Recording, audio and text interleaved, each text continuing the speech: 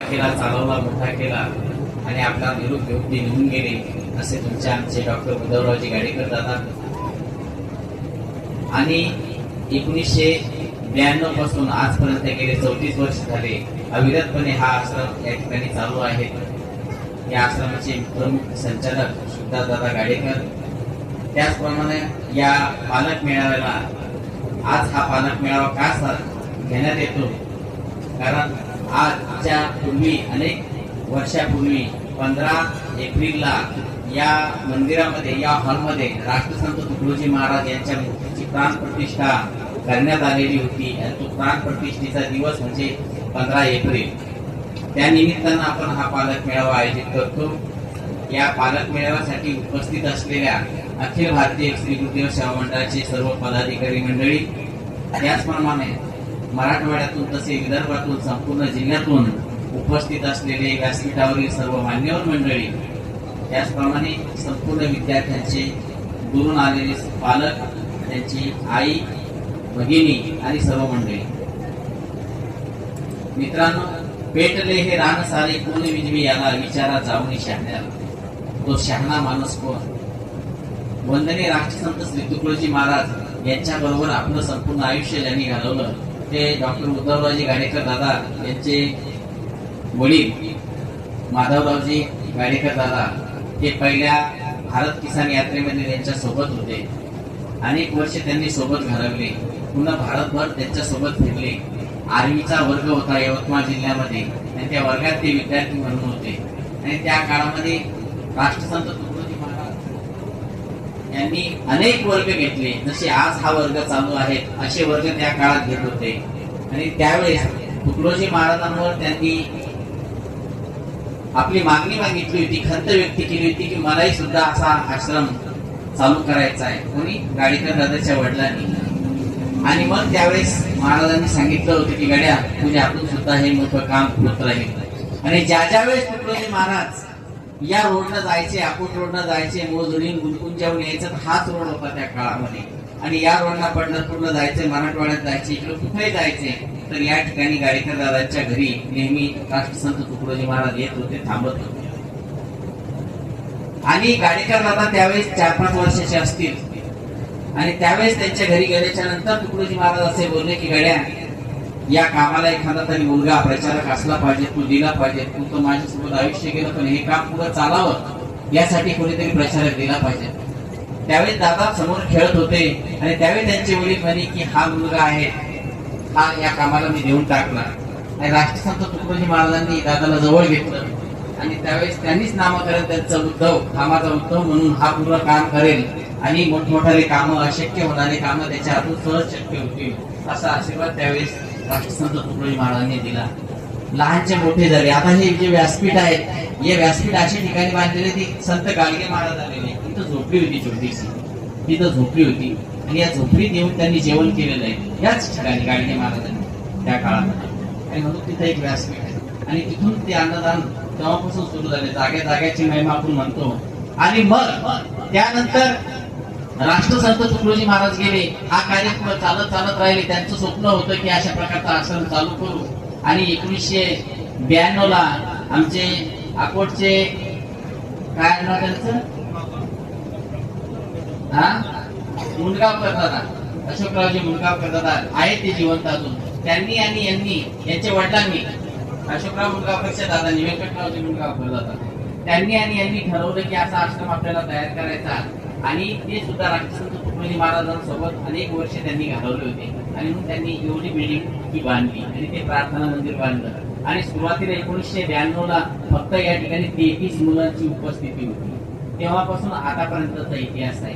तेव्हा हा यज्ञ सुरू झाला, तेव्हा हे रोपटं लावलं, आज वटवृक्ष झालं आणि मोठं सावली देऊ लागलं. आज या वर्गातून जवळपास 21,000 विद्यार्थी या ठिकाणून शिकून पुढे गेले, या संस्कार वर्गातून शिकून पुढे गेले. पहा मित्रांनो, 1992 ते 2026 किती वर्ष या कालावधीनंतर गेलं. त्यानंतर 92 वर्ग सुरू केल्यानंतर अनेक अडचणी पुढे येत गेल्या. पण राष्ट्रसंत तुकडोजी महाराजांचे विचार घराघरात महाराष्ट्रात पोहोचावे यासाठी गाडेकर दादांनी रात्रंदिवस फिरत ते कार्य सारखं पुढे चालवलं. आणि असं करत असताना गाडेकर दादांना जे मार्गदर्शन करत होते त्यांचे वडील होते 2002 मध्ये त्यांच्या वडिलांचा निधन दुःखद घटना घडली आणि 3 तारखेला 3 मेला त्यांचे वडील निघून गेले. आणि मग वडील तर निघून गेले, वर्गाचं उद्घाटन त्याच दिवशी वडील निघून गेले नेमकं. आणि मग अशा परिस्थितीमध्ये हा वर्ग चालवायचा की नाही. वर्गात 1000 विद्यार्थी आले होते त्यावर्षी, मी सुद्धा उपस्थित लहान होतो, मी उपस्थित होतो. आणि मग हा वर्ग चालवायचा की नाही. नातेवाईक, भाऊ, परिवारातली मंडळी म्हणे, सगळे म्हणे की बाबा यावर्षी तरी हा वर्ग राहू द्या, कारण वडील वारलेला हा कार्यक्रम घेणं चालतो का, काय म्हणतील लोक.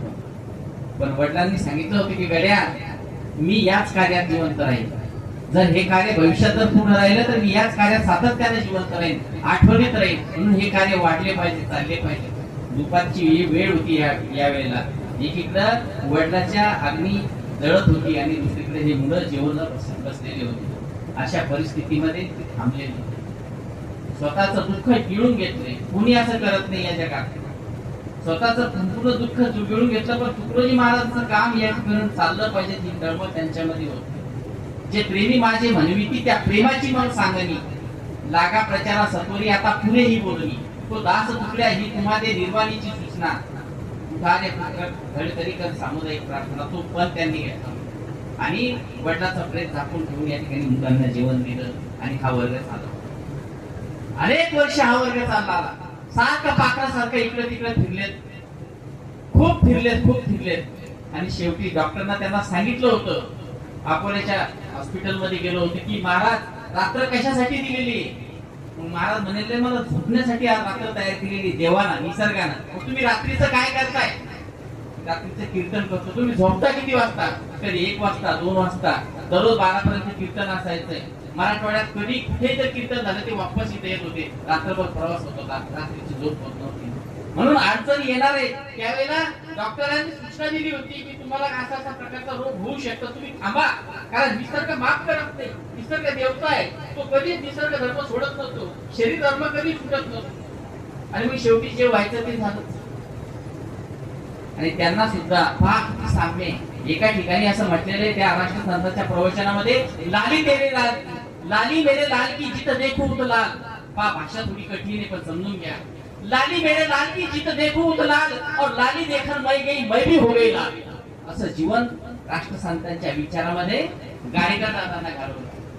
ज्यावेळेस बघा दोघांमध्ये किती साम्यता होती. राष्ट्रसंत तुकडोजी महाराज लोकांना सांगता त्यांनी शेवटी कॅन्सर झाला.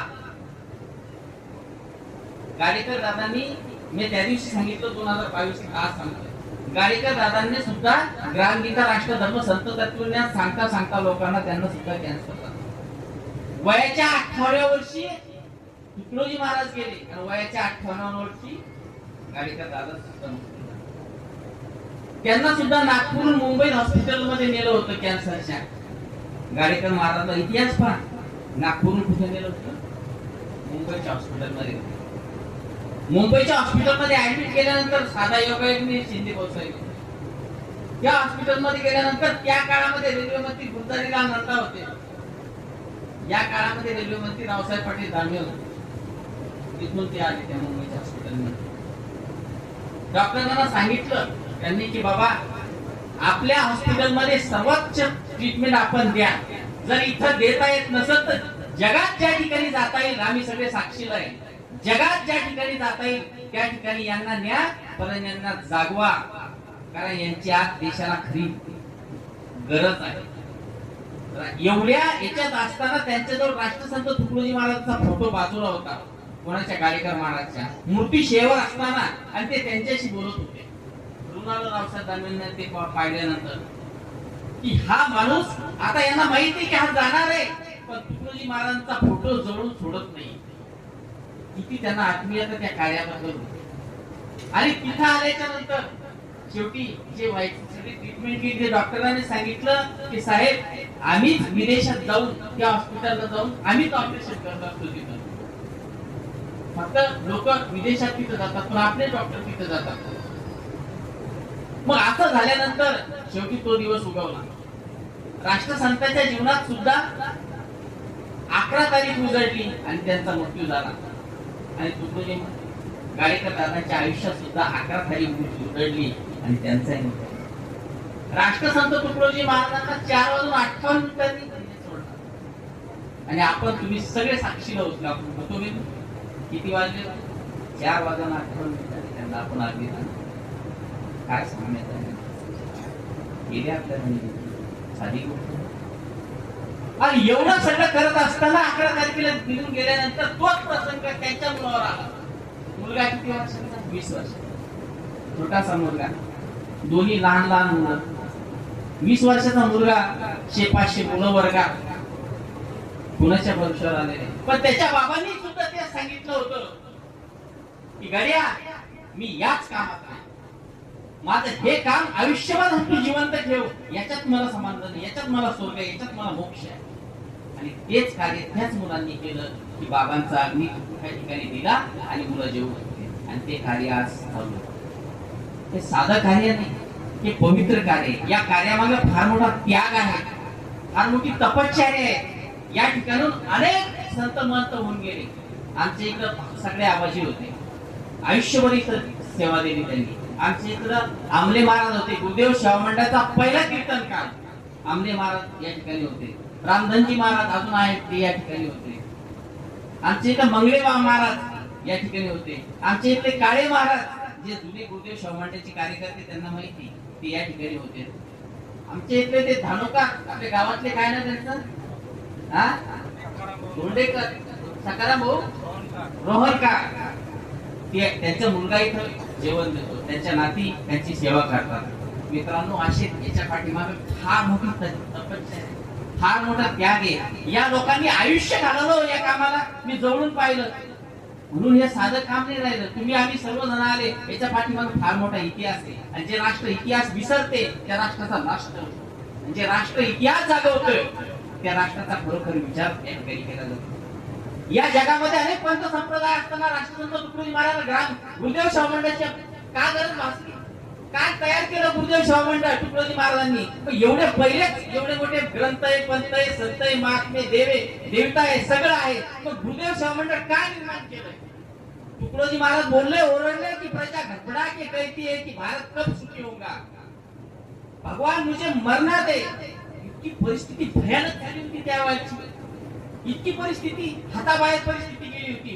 महाराज बोलले की पेटले हे रान सारे, संघर्षाचे ग्रहण पसरले, भारतात ग्रहण लागले. हा शब्द आहे तुकडोजी महाराज. जगाच्या पाठीवर असा कोणता बंद्या नाही की जो म्हणाला चंद्राला ग्रहण लागतं, सूर्याला ग्रहण लागतं, भारतात ग्रहण लागले. अति गुलाम जनता हले. काय अधिकार वाणीनं बोलले होते तुकडोजी महाराज. भगवान मुझे मरना दे, नहीं देख सकूं मैं जादे, और इस भारत की दैना को या तो फिर दुःख मिटा दे. दोन्हीतून एक तरी कर. आणि मग सेवा मंडळाची निर्मिती केली तुकडोजी महाराजांनी. मग बोलले, ठामपणे बोले कि सच्चे सेवक बनेंगे हम तब आजादी को पाएंगे, और घर घर में आबादी देकर राम राज्य कहलाएंगे.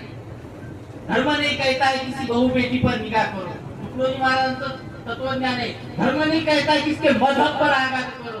धर्म नहीं कहता है किसके घर लूटो, बर्बाद करो. ये तो बातें भूल गए हम, फेर फेर बोल आएंगे, और सच्चे सेवक बनेंगे हम तब आबादी को पाएंगे. हा संदेश गुरुदेव सेवा मंडळाच्या माध्यमातून तुकडोजी महाराजांनी 1943 ला दिला. आणि मग महाराज बोलले की गड्या हो, गुरुदेव सेवा मंडळ ने भाई अपना फर्ज सुनाया है. सांगितलं आमचा फर्ज कोणता? आओ सभी एक बनो, यही संदेश फरमाया है. कोणतं तत्वज्ञान आहे गुरुदेव सेवा मंडळाकडं? गाडेकर दादा जे फिरले, राष्ट्रसंत तुकडोजी महाराजांनी ग्रामगीता राष्ट्रधर्म समजून सांगितला. याच्या पाठीमागे कोणतं तत्वज्ञान आहे?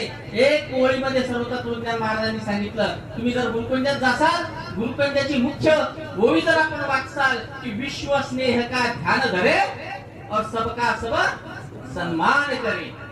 आज जग विनाशाच्या खाईवर उभा आहे. संपूर्ण जगाच्या देशावरून विमाने घरट्या घालत आहेत. कोणत्या दिवशी काय होईल सांगता येणार नाही. कुठं बॉम्ब पडेल सांगता येणार नाही. अशा परिस्थितीमध्ये ज्यावेळेस राष्ट्रसंतांना राष्ट्रसंत ही पदवी दिली. का दिली ती पदवी? कारण त्यावेळेस या भारताचे पहिले राष्ट्रपती डॉक्टर राजेंद्र प्रसाद यांनी राष्ट्रसंतांना राष्ट्रसंत म्हणलं. कारण राष्ट्रसंत पेटून उठले होते इंग्रजांच्या विरोधामध्ये. पहिले स्वातंत्र्य सैनिक होते की ज्यांनी म्हटलं झाड जळून शस्त्र बनेंगे, भक्त बनेगी सेना. पत्थर सारे बॉम्ब बनेंगे, नाव लगेगी किनारे, आते हैं नाथ हमारे, तो राष्ट्रसंत होता। और चीनियों मैदान में देखो हिंद का हाथ, तैयार हुआ ये हिंद तुम्हारे साथ। हा पठ्या संत गरजला त्या काळामध्ये, हिंद भूच्या लेकरा मुखचंद्र का सुखला असा, असं भजन त्यांना म्हटलं। मराठीचे शूरवीरांनो भरती व्हा, लाव छातीला माती। त्यावेळेस पळून येत होते भाऊसाहेब, जुन्या काळामध्ये इंग्रजांच्या काळात भरती होत नव्हते कोणी, 100-100, 200-200, 500 एकर जमिनी होत्या।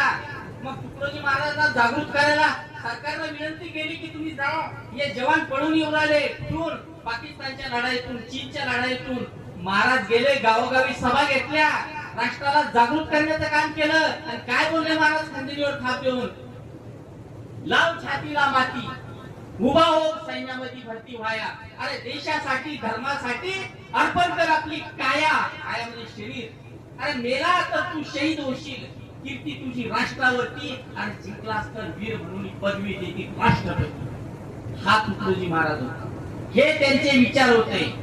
खरा संविधान राष्ट्रसंत तुकडोजी महाराजांनी सांगितला, नादो तो सुखे गरीब अमीर एकमतानी, मग हिंदू असो ख्रिश्चन वा हो इस्लामी। हा तुकडोजी महाराजांचा धर्म होता, आणि तो धर्माची पताका घेऊन या देशामध्ये हे कार्य राष्ट्रसंत तुकडोजी महाराजांच्या माध्यमातून आणि सेवा मंडळाच्या माध्यमातून या वर्गातून चालत आहे। म्हणून या वर्गाला जे आज किती वर्ष झाले, 34 वर्ष या वर्गाला झाले, 34 वर्ष। आणि हा वर्गाचा कार्य असंख्य हजारो वर्ष चालणार आहे। मित्रांनो, अनेक शिक्षक या ठिकाणी आले, मला सुद्धा 32 वर्ष झाले या ठिकाणी। भाऊसाहेब तुम्ही येता तेव्हापासून पाहतो, तुम्हाला मला वाटतं 5-25 वर्ष झाले तर इथं येतोय। आज या ठिकाणी हे तरुण उभे, सगळे पाठीमागे सगळे तरुण उभे। किती शिक्षक भरले काल आपण मोजले होते तर आज 39 वर्ग प्रमुख आपला। गाडवे कुठे, गाडवे गौरव गाडवे कुठे, जानेफळचा एक मुलगा आहे गौरव गाडवे, तो या वर्गाचा वर्ग प्रमुख केलेला आहे। एकूण 40 शिक्षक भरले इथं। किती शिक्षक भरले, टाळ्या वाजवा त्यांच्या नावाने। या शिक्षकांच्या मागे हे सगळे जवान पोर आहे, सगळे डिग्री होल्डर आहे। कोणी शिक्षक आहे, कोणी डॉक्टर आहे, कोणी MA करतात, कोणी BEd करतात, कोणी DEd करतात, कोणी वकील आहेत। अनेक क्षेत्रातले हे विद्यार्थी आहेत, हे शिक्षक पण इथं सेवा देतात, निर्व्यसनी आहेत। सगळं शिक्षण बाजूला सोडून या ठिकाणी सेवा देतात। आता जानेफळून तो मुलगा आलेला आहे, जानेफळून या ठिकाणी किती मुलं आणले, 30 मुलं जानेफळचे, आणि बसच भरून आणली होती तुम्ही, आहे ना, पूर्ण बस भरून आणलेली। आणि सगळा कारभार त्या गावाला सांभाळला। या गावाला मदत जानेफळ आश्रम म्हणून गाव आहे जालना जिल्ह्यात। मित्रांनो, जा कधी तुम्ही गेले तर खरोखर जा, पहा तिथं वैभव काय आहे। भाऊसाहेब शिंदे, भाऊसाहेब गोडखे दादाजी महाराज, तुम्ही 1 जानेवारी तिथं जा। जसं भूतपुंजाची यात्रा असतील तसे जानेफळची यात्रा असतील। हा गौरव मुरकुटे, बरोबर ना, हा मला गौरव मुरकुटे येतो। तर जानेफळला तुकडोजी महाराजांनी जेव्हा प्रार्थना सुरू केली होती तेव्हापासून आजपर्यंत त्या गावात प्रार्थना चालू आहे, ध्यान चालू आहे, रामधून चालू आहे। म्हणजे हे काम थांबलेलं नाही, हे काम फार मोठे केलेले। ही सगळी मंडळी चालवतात। या वर्षी या वर्गाला एका गावातून 50 क्विंटल धान्य त्या लोकांनी दिलं। टाळ्या वाजवा त्यांच्या नावाने। किती क्विंटल? आजच नाही तर दरवर्षी ते मदत करतात, मागे राहतात। काही मान नाही, पाणी हे नाही, परंतु मराठवाड्याचं खऱ्या अर्थानं नाक म्हणजे जानेफळ आश्रम हे गाव आहे। असे गाव जर आपल्या गावा ठिकाणी पेटले, असे गाव जर महाराष्ट्रात तयार झाले, तर मग कोण कहता की भारत होगा गुंडों का, हैवानों का, पापियों का, शौकियों का? ये हवा बदल जाएगी, नौजवान सब काम करेंगे, बाल भी नहीं होगा बाका। काहीच होऊ शकत नाही हो। सगळे निराश म्हणतात, तो तुकडोजी महाराज छाती ठोकपणे बोलले की मेरे सामने मैंने देखी है निराशा। काय म्हणले? मेरे सामने मैंने देखी है निराशा, पर मेरे सामने मैंने सोची है आशा, और मेरा ये तमाशा पहचानता हूँ, ये मेरा खेल है मैं जानता हूँ। हे राष्ट्रसंतांचे विचार होते। हे परिवर्तन झाल्याशिवाय राहणार नाही। है लाख सालों की उम्र मेरी, शब्द कठीण आहे, हिंदी शब्द आहे, तर समजून घ्या। तुकडोजी महाराजांची उमर साधी नाही। तुम्ही आम्ही या ठिकाणी आलो ना, लाख जन्म कर जाके तब काय महाराज। है लाख सालों की उम्र मेरी, इस दिशा में मैं चला, चाहे कितने तनु बदले पर उद्देश्य मैं न ढाला। सूचना आली, तुझी प्रास्ताविक संपलं, उशीर झालेला आहे। तारतम्य आपण सांभाळलं पाहिजे। म्हणून हा इतिहास या ठिकाणी मांडणं अतिशय गरजेचं आहे। यासाठी सेवा मंडळाची निर्मिती आहे, यासाठीच तुम्ही आम्ही समोर आलेलं हे कार्य तर मोठं चालणारच आहे, पण तुमच्या सर्वांच्या सहकार्याच्या माध्यमातून या ठिकाणी वर्गणीच्या माध्यमातून हे सगळं काम या ठिकाणी जातात. फक्त मुलं पाठवा, बाकी काम सर्व आम्ही करतो आणि हे सर्व कार्य आपण सर्व तुम्ही आम्ही मिळून सर्वांनी हे कार्य पुढे नेऊया हीच या देवाच्या चरणी प्रार्थना करतो आणि माझा लांबलेला प्रस्ताव या ठिकाणी थांबवतो.